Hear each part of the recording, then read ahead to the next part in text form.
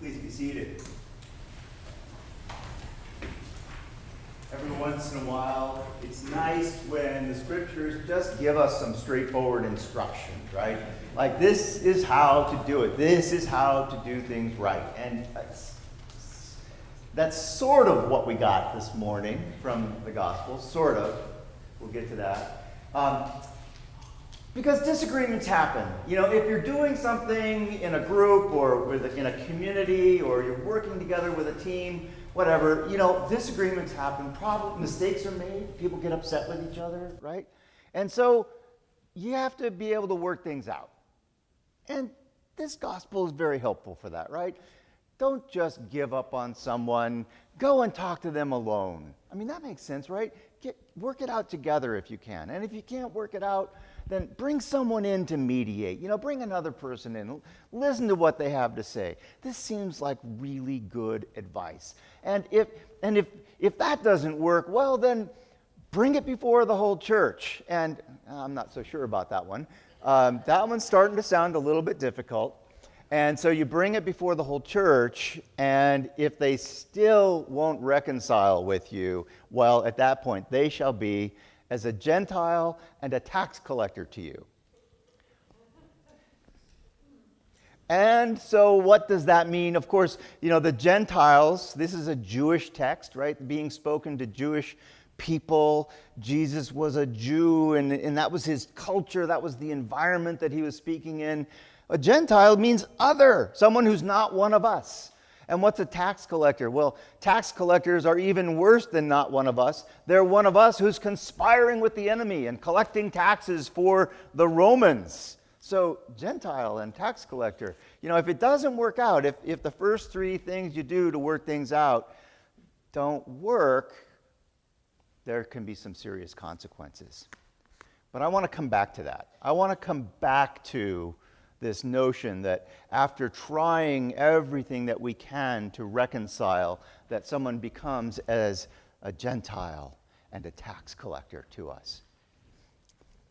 Today we have this wonderful music, this joyful music, and I've always loved this style of music. In fact, I think I've always loved it more than even the hymns that I grew up with and the hymns that we sing most Sundays, because it's just so full of life and energy. But I have to tell you, it took me a while to really get what was going on in this music. Because I look at this, you know, like our opening hymn, Glory, Alleluia, on my way to heaven, I shall not be moved, right? And it sounds to me like a song that we would sing because eventually things are going to get better. Maybe when we get to heaven, things will get better. And then we move on to the hymn we just sang, right? Take my hand, precious Lord, lead me home. I have to admit that in my early years, and I would read this and I would think, well, again, here's another hymn that's about the end of things, right? When we die, God will take us home and it'll all finally be better. Even the final hymn that we're going to sing, the song that we're going to sing today, Lord, lift me up and let me stand by faith on heaven's tableland, a higher plane than I have found. Lord, plant my feet on higher ground. I mean, that sounds really good. And again, it's about heaven, so it must be something that happens after we die, right? This is all, so you better just live your faith in such a way that eventually, when you die, you will get your reward in heaven. Which is fine, but what about, I'm hoping there's quite a bit of time between now and then. So what about now? What do we do now? And that begs a question. This music is so joyful. And the people who sing this music, including us today, people who sing this music find themselves lifted up, enlivened, enriched. Why is that? I mean, I am not particularly excited about what's going to happen after I die.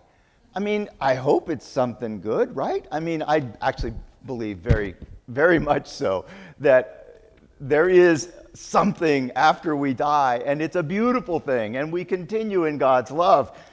But I don't want to wait till then to have a good time. And I don't think that we should. I don't want to wait till then to be filled with joy. I don't want to wait till then to have that beautiful experience of feeling like I'm home. Lord, take my hand and lead me home. A safe home where I'm loved, where I belong, where people know me, where people appreciate me. Let's not wait. Let's have that now. Let's have that be what we are about as people who know and love God as Jesus reveals God to us. Let's live for that experience of belonging here and now. And Lord, lift me up on higher ground. Well, again, why would we want to wait? Wouldn't we want to elevate our lives? You know, I think about the work that we do, the spiritual growth work that we do. We do the inner work, right? We do the inner work to deal with the conflicts and resentments and the stuff that's inside of us that we have to deal with. And we do the inner work so that we can grow in our capacity to deal with relationship in a loving and generous way. As we do that inner work, our capacity to be present spiritually, emotionally, humanly with others grows.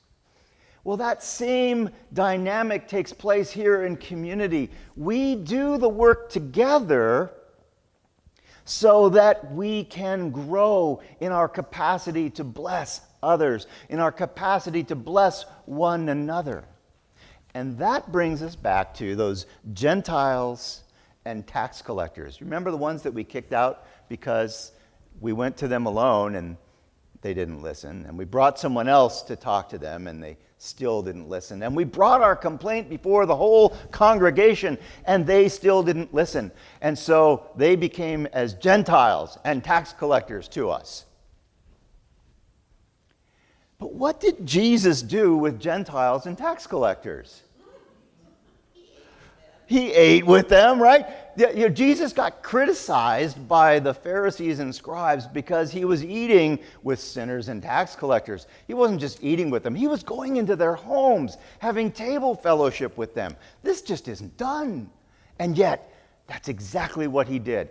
Jesus' response is to continue to seek the divine, to continue to seek the sacred in others, no matter what. Even when it hasn't worked to go to them and try and work out things alone, or go to them with someone else to help the two of you work through things, or go to them with the whole crowd and say, come on, can't we all just get along? Even then, Jesus doesn't give up. Jesus loves them. It was at the end of John's gospel when some Gentiles came to Andrew and said, we want to see the Lord. And Jesus says this weird thing at that moment. And it's puzzling. At that very moment, Jesus says, the time is fulfilled. The time is fulfilled. And he begins the process that leads to his crucifixion and resurrection, his glory. All right? He begins it when the Gentiles come to him. Why? Because he is a prophet of Israel, in addition to all the other things that he is to us. And the prophets of Israel said, God said through the prophets, it is not enough that you should be my people, that you should be the chosen people. You shall be a light to the nations, so that all nations, all peoples, even those dirty Gentiles, can live in the love and light of God. And so, that's what we're here for. We are here in community because that love that God calls us to is experienced and expressed in relationship, is experienced and expressed in community. We look back through our lifetimes, through my lifetime, and we see that the institutions of our world have betrayed us in so many ways, and the church has betrayed us in so many ways. We look at the definition of who's in and who's out and who gets excluded, and there's so much struggle and strife there. There is the notion of a greater good, but that greater good pushed so many people to the margins. If you were different, you were pushed to the margins. If you have a disability, well, that's it. Marginalize that person. If your skin is the wrong color, marginalize that person. If you're not wealthy enough, marginalize that person. They're not fit to be here. If you're the wrong religion, well, by all means, you are excluded, marginalized. And yet, we look at what Jesus teaches. And Jesus teaches a greater good that doesn't push people to the margins. Jesus teaches a greater good. We're on earth as in heaven. All this talk about heaven in these hymns, it's not about something that happens when we die. It's about experiencing God's kingdom here and now on this earth, in this place, in these relationships, in this joyous music, in our worship together, in our picnic afterwards. It's about here and now.